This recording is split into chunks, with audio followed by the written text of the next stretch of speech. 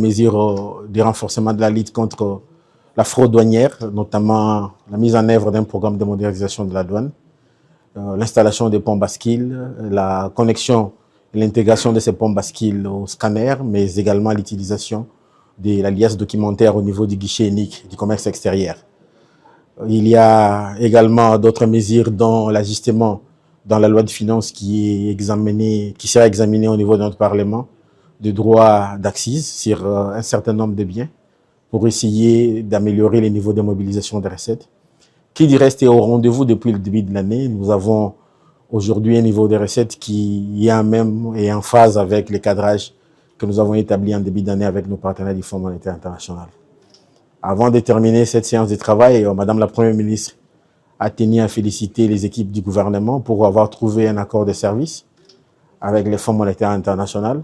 à l'issue de des semaines de travaux intensifs qui ont découlé et qui ont prévalu aux résultats que nous avons aujourd'hui. Il faut noter que dans le cadre de la mise en œuvre du programme formel avec le Fonds monétaire international, nous avons validé un certain nombre d'objectifs quantitatifs à fin juin, dont notamment la situation du solde budgétaire intérieur qui a été respectée, mais également les niveaux d'accumulation des devises pour le renforcement des réserves d'échange. Les différentes réformes des finances publiques sont en train d'évoluer telles que nous l'avons convenu avec nos partenaires. Je cite notamment la réforme sur la facture normalisée avec la mise en œuvre de ces dispositifs électroniques fiscaux qui vont être installés et opérationnels dans notre pays l'année prochaine. Lesquels dispositifs vont améliorer les rendements de la TVA, dont vous êtes sans nul doute ignoré que c'est l'un des plus grands impôts dans beaucoup de pays, mais qui chez nous a été relégué au deuxième ou troisième poste. Et nous voulons que cet impôt puisse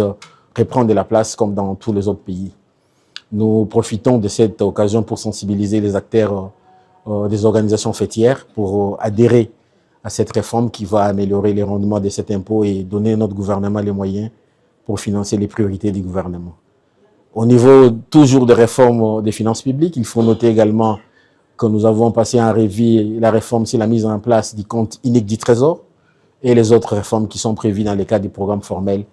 avec le Fonds monétaire international. Si cet accord de service est validé par le conseil d'administration du Fonds monétaire